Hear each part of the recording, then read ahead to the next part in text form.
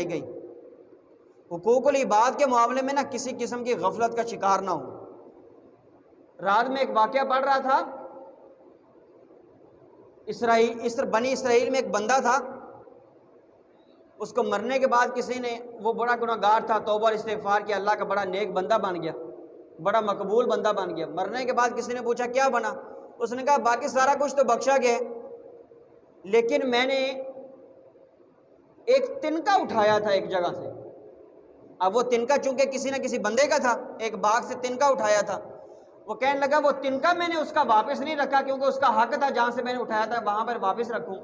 وہ کہنے لگا اسی وجہ سے، اس تنکے کی وجہ سے مجھے جنت سے جانے سے روک دیا گیا۔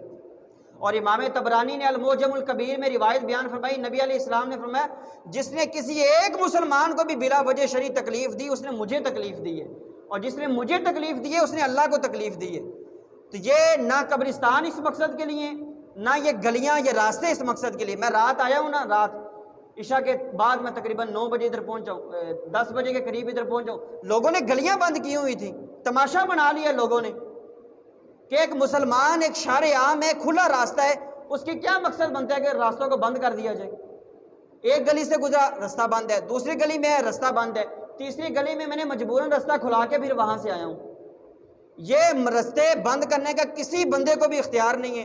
اور یہ جو غلاظت ہوتی ہے، یہ جو جسم کے اندر، جانوروں کے جسم سے جو غیر ضروری چیزیں نکلتی ہیں، ان کا مسلمانوں کے راستوں میں، گلیوں میں ڈالنے کا کوئی جواز شریعت میں موجود نہیں ہے۔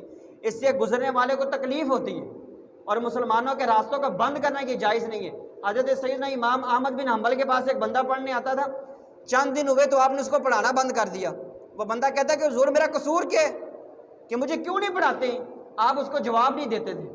چند دن بعد آپ نے جواب دیا، آپ نے فرمایا مجھے پتہ چلے کہ تیری جو گھر کی دیوار ہے نا، جو گلی کی طرف نکلتی ہے، وہ دیوار اپنی حد میں موجود ہے، لیکن تو نے اس دیوار کو مسلمانوں کے راستے کی طرف پلستر کیے، اور تجھے پتہ ہونا چاہیے یہ پلستر کرتے وقت وہ پلستر کی جتنی دیوار موٹائی تھی وہ تو نے مسلمانوں کو اتنا راستہ تنگ کر دیے، اور تو اس قابل نہیں ہے کہ تجھے علم دین کی تعلیم دی جائے۔